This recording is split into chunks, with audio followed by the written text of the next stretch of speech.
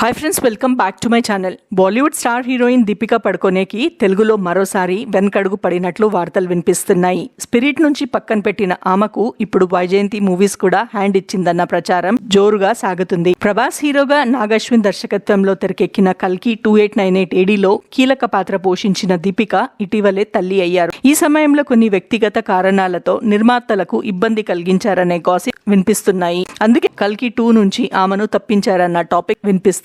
కల్కి 2898 ఏడీ pan India స్థాయిలో తెరకెక్కిన ప్రాజెక్ట్ కావడంతో బాలీవుడ్ లో క్రేజ్ కోసం దీపికాను తీసుకున్నప్పటికీ ఇప్పుడు రెండో పార్ట్లో ఆమెను రీప్లేస్ చేయబోతున్నారట. ప్రస్తుతం ఈ పాత్రకు అనుష్క శెట్టి లేదా ప్రియాంక చోప్రా పేర్లు బలంగా వినిపిస్తున్నాయి. అనుష్క శెట్టి అప్డేట్. ప్రభాస్ అనుష్క జోడీ ఎప్పుడూ ప్రేక్షకులను ఆకట్టుకుంది. బిల్లా, మిర్చి, బాహుబలి వంటి సినిమాలలో వీరి కెమిస్ట్రీ సూపర్ హిట్ అయ్యింది. అందుకే ఇప్పుడు కల్కి 2లో అనుష్కను తీసుకుంటే పర్ఫెక్ట్ కాంబినేషన్ అవుతుందని అభిమానులు డిమాండ్ చేస్తున్నారు. ఇకపోతే ప్రియాంక చోప్రా అప్డేట్. బాలీవుడ్ స్టార్ గా, హాలీవుడ్ ఐకాన్ గా పేరు తెచ్చుకున్న ప్రియాంక చోప్రా ప్రస్తుతం రాజమౌళి, మహేష్ బాబు కాంబినేషన్ లో తెరకెక్కుతున్న SSMB 29 లో కీలక పాత్ర చేస్తున్నారు. ఆమెను కల్కి 2లో తీసుకుంటే పాన్ వరల్డ్ స్థాయి క్రేజ్ ఖాయమవుతుందని ఫిలిం నగర్ లో టాక్. దీపిక స్థానంలో ప్రియాంక వస్తే సినిమాకు మరింత గ్లోబల్ హైప్ వస్తుందని భావిస్తున్నారు. ఇప్పుడేమో వైజయంతి మూవీస్ ఎవరిని ఫైనల్ చేస్తుందన్న ఆసక్తి ఫ్యాన్స్ లో పీక్స్ కి చేరింది.